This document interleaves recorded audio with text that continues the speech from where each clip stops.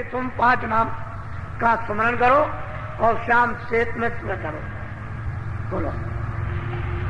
प्रथमे सुनो गगन में बाजा, घंटा शंख छाट। कहते हैं जब तुम्हारी सूरत उस श्याम शेत में जब लक्ष्य बना लेगी तो कहते हैं कि प्रथम पहले ही घंटे और शंख की आवाज घनाघन हो गई, सुनाई दी। तब आप इसको मिलाओ कि मंदिरों में क्या होता है। तो ये उसका एक नमूना है, नकल। इन मंदिरों में घंटा शंख बजाते हो, एक नकल है। वो तो निरंजन भगवान के मुख से ही घंटा शंख बज रहा, वहां तो बंद करके होता नहीं। तो प्रथम सुनो गगन में बाजा, बाजे बजे, और इतने अद्भुत आनंददायक मीठे बाजे, ऐसा मालूम होता है कि अमृत से सने हुए। सुनो गगन में घंटा और शंख, ये सुनने को मिलता है। जब ये मिल जाए, उसको सुनाई दे, तो बहुत सी आवाजें चारों तरफ से प्रकट हो जाती है।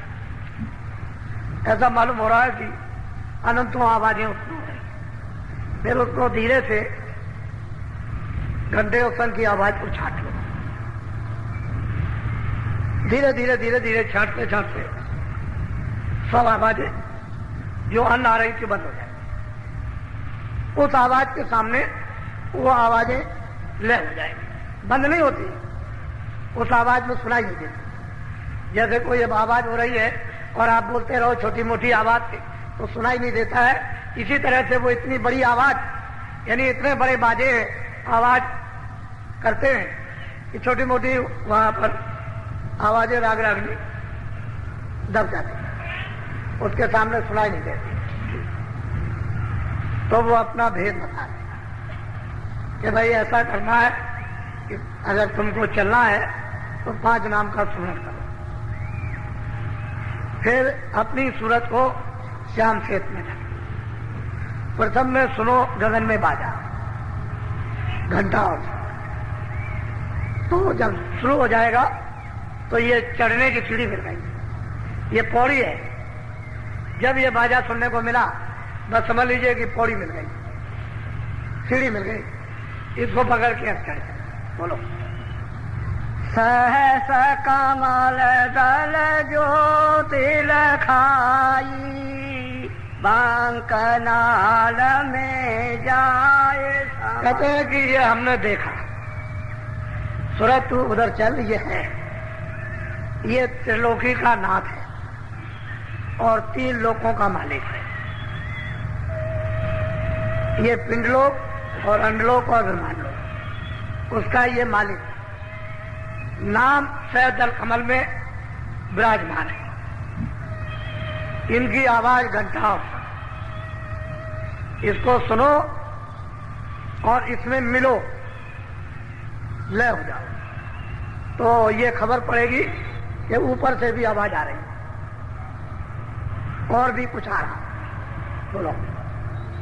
ओंकार और राध धुन लाई, आगे पहुंची सोन लगा। कहते हैं कि वहां ओंकार की धुन, ओम की, वहां इतनी मधुर मधुर गरजई घनघोरा, होय विष्टजन उपल कठोरा, दामिन दमक रही खनमाई, खल की प्रीत यथा फिर नहीं। जब ये घंटे और शंख की इस धुन में जब तुरंत लय होगी तो उधर ऊपर की जो टेढ़ा रास्ता उसमें से आवाजें आ रही हैं, वो है ओम। वहां पर बादलों की गर्जें, गड़गड़ाहटें, मधुर मधुर सदैव मीठी और मृदंग, ताल मृदंग बजते रहे। इतने सुहावने, इतने मीठे ये बाजे हैं।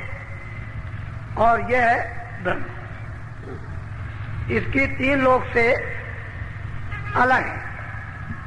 इसका लोक अलग है, इसका राज भी अलग है, ओम का राज अलग है और निरंजन भगवान का राज अलग। ये 3 लोक के मालिक हैं और वो ब्रह्म अपने ब्रह्मलोक का मालिक वो अलग है।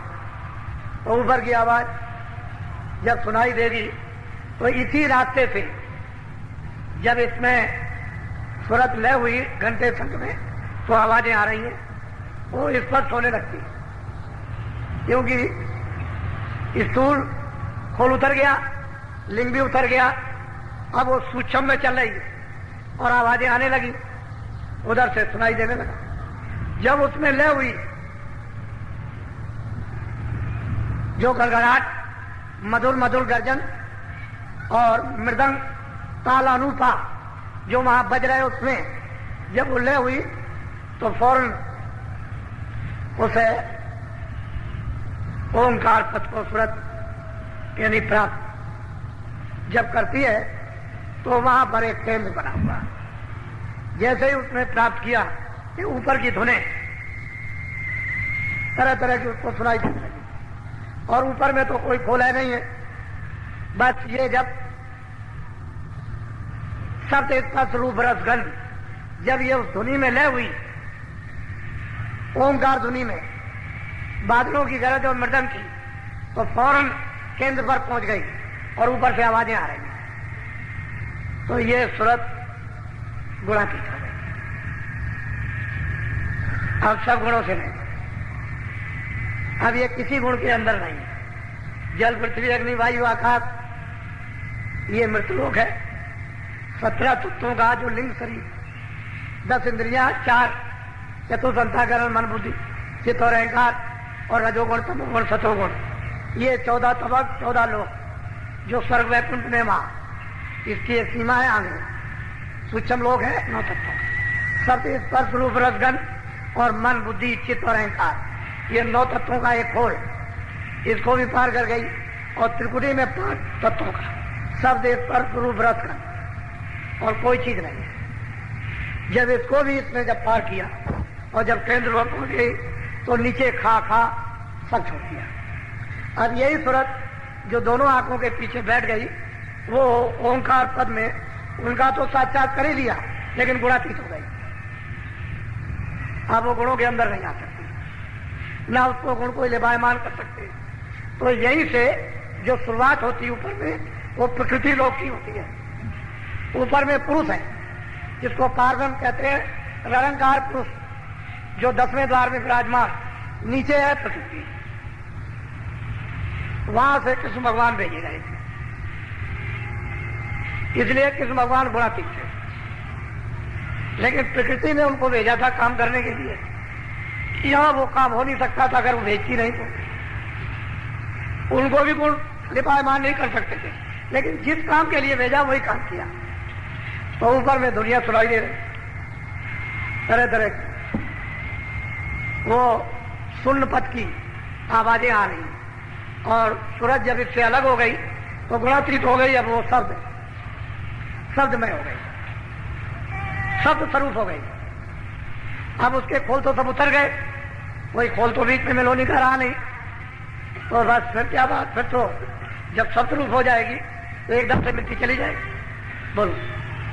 आगे पहुंची सोना मजार, रंकार धोने सोनी। बहुत प्यार से समझा रहे हैं भक्तों। फिर देख रही यहाँ तक, यहाँ के तो तुम हो रही, रास्ता तो चढ़ने का ही है, घर में पहुंचने का। जब उसने उस आवाज को रंकार की तिंगरी सारंगी सुनी तो उसमें लय हो गई। फिर तो उसको सहूलियत हो गई, कोई बंधन नहीं रहा इधर का, कोई चिंता, कोई फिक्र, कोई लगाव, किसी तरह मन को भी छोड़ दिया, बुद्धि को भी छोड़ दिया, चित्त को भी छोड़ दिया, काम क्रोध भी छूट गए, ये सबसे अलग हो गई। प्राण भी छूट गए, सब नीचे रह गए, अपने अपने भंडार में लय हो गए। प्राण प्राण के भंडार में, मन मन के भंडार में, बुद्धि बुद्धि के भंडार में, चित्त चित्त के भंडार में, और 25 प्रकृतियां वो अपने अपने, इंद्रियां अपने भंडार में, ये सब लय होती गई, खाली सूरत रह गई, एक जीवात्मा। अब तो सर्वांग दृष्टि हो गई, आगे भी देखे, पीछे भी देखे, दाएं भी देखे, बाएं भी देखे, नीचे भी देखे, ऊपर भी देखे, चारों तरफ। अब तो मतलब कोई पर्दा नहीं रहा। कहते हैं कि फिर वहां जब ये पहुंची तो निरंकार पुरुष का दर्शन, दीदार। दीदार वैसे तो ये दोनों पके हुए हैं, दोनों पूरे, प्रश्न करने वाला भी पूरा और जो गुरु है वो भी पूरे, दोनों पूरे हैं, उनमें कमी किसी में नहीं। लेकिन अब यह है कि गुरु है। ये प्रश्न क्यों किया गया आपके लिए, जगत के जीवों के लिए?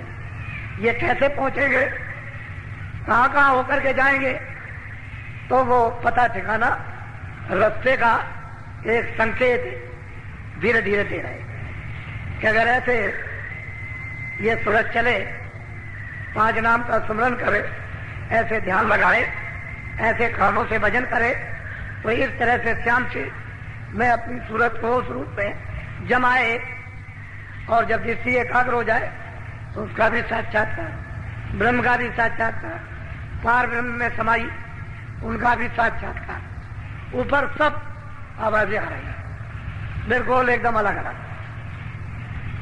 फिर वहां कोई पर्दा तो है नहीं, आवाजें कोई बंद नहीं है, तो इतनी आजाद सर्वत्र है, सारा चेतन सत्य का ही सारा कारखाना है, सारी रचना शब्द में, कुछ नहीं, सत्य की।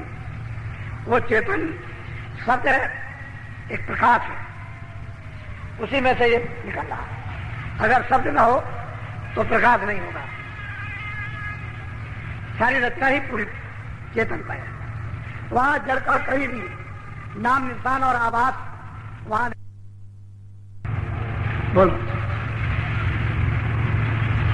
केंगारी और सारंगी सुनी, मान सरोवर चढ़ चढ़े। कहते हैं कि जब उसने इस आवाज को किंगरी सारंगी की सुना, तो सुन कर उसके अंदर एक अजीब गरीब खिंचाव है, आगे चढ़ती है, तो वहां मान सरोवर है, और इतना बड़ा सरोवर है कि उसमें कितने ब्रह्मांड जाकर समा जाएंगे, उससे भी बड़ा, इतना बड़ा मानसरोवर, और वो कायगा है अमृत का। अब मालिक ने किस कारीगरियों से उसको ऐसा बनाया, लेकिन उसके इर्द गिर्द चारों तरफ ऐसा मालूम होता है कितने करोड़ लंबा और कितने करोड़ पीछे लंबाई चौड़ाई, और उसके जो घाट बने हुए हैं वैसा तो यहां कोई महल है नहीं, ऐसी तो कोई चित्रकारी नहीं, न ऐसी कोई रोशनी है, कोई नाम निशान को। ऐसे घाटों पर असंख्यों उन घाटों पर रुएं स्नान भी कर रही हैं और अमृत पी रही हैं। वो तो दृश्य है। जो सूरत यहां से वहां जाएगी, उसमें स्नान करेगी, तो स्नान करते ही पुरुष प्रकृति से, ब्रह्म माया से, ईश्वर और शक्ति से, ब्रह्मा विष्णु महादेव से और काल जाल से, जन्म मरण से साफ दांत छूट गए। उसका यही स्नान, वहां से वह ऐसी रोशनी कहीं से, यानी ऐसा प्रकाश, लाइट पड़ रही है, ऐसी अद्भुत लाइट जैसे कि वहीं पर वर्षा हो रही है।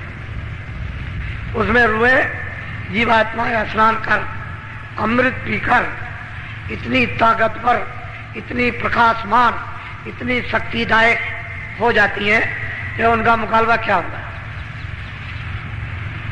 ये जो सूरज दोनों आंखों के पीछे जो बैठी हुई है, जब ये यहां से वहां पहुंच जाएगी और हंसों के साथ जब वहां मिलकर अपना रूप हंसनी धारण करेगी और अमृत पिएगी तो फिर क्या वर्णन होगा। तो रास्ते का एक चिन्ह बता रहे हैं, ये चिन्ह है रास्ते के कि ऐसे ऐसे तुमको जाना है, ऐसे ऐसे चढ़ना है, इस सारे से ये भेद चढ़ने का है। यहाँ ये मिलेगा, यहाँ ये मिलेगा, यहाँ ये मिलेगा, यहाँ ये मिलेगा, ऐसे ऐसे चढ़। तो वो तो सूरत पहले ही चढ़ गई, तभी उसने प्रश्न किया है कि ऐसा प्रश्न किया जाए कि सभी जीवों का उससे लाभ हो, हित हो जाए। ऐसा प्रश्न हो कि किसी का लाभ ना हो। तो प्रश्न करने वाली भी पूरी और जिससे प्रश्न कर रही हो गुरु भी पूरे, इनमें से कोई अधूरा नहीं है। अगर वो नहीं जानती होगी तो प्रश्न क्या करेगी, बोलो। आगे महासोना मैदाना, जहाँ चार धुनते मेरे समाना। कहते हैं कि आगे महासुन का मैदान है, वहां पर वो महाकाल विराजमान है। उनको महाकालपुर इसलिए कहते हैं, वो इतना महामैदान है कि उस इतना प्रकाश है कि उस प्रकाश को पार करना सुरतों के लिए बहुत मुश्किल है। जब वो स्नान कर लेती है मानसरोवर में तो उनको इतना प्रकाश ऊपर से मिलता है कि वो उसको बर्दाश्त करती है। अगर उनको मानसरोवर में बर्दाश्त करने का प्रकाश न मिल जाए तो उस मैदान प्रकाश में कोई जा नहीं सकता। तो आगे महासुन का मैदान है, बहुत वैसे रचना तो गजागज है, कोई ऐसा ही मैदान नहीं है, कोई भी एक तिल भर भी, एक कण भर भी रचना से खाली नहीं। ये महासुन का मैदान है। आगे भवन गुफा स्थान है, वो सोहन पुरुष विराजमान है। उनका अधिकार ब्रह्म पर भी है और पारब्रह्म पर भी और ईश्वर पर भी, सब अधिकार लेकर के बैठे हुए हैं। और यहां तक तो महाप्रलय होती है, इसके आगे कोई महाप्रलय नहीं है। ये मैदान बहुत बड़ा है। आगे महासुन है, जिसको महाभंवर गुफा कहते हैं। उस पर वो सोहम पुरुष विराजमान है और वो वहां एक इंडोला पड़ा हुआ है। ये सब उसी धुरा पर सब के सब झूल रहे हैं। इतनी तेज चक्कर से पूरे के पूरे मंडल झूल रहे हैं, ऐसे चल रहे हैं। ऊपर से देखने में आता है कि सारे मंडल घूम रहे हैं इस तरह से, ऐसा धुरा चल रहा।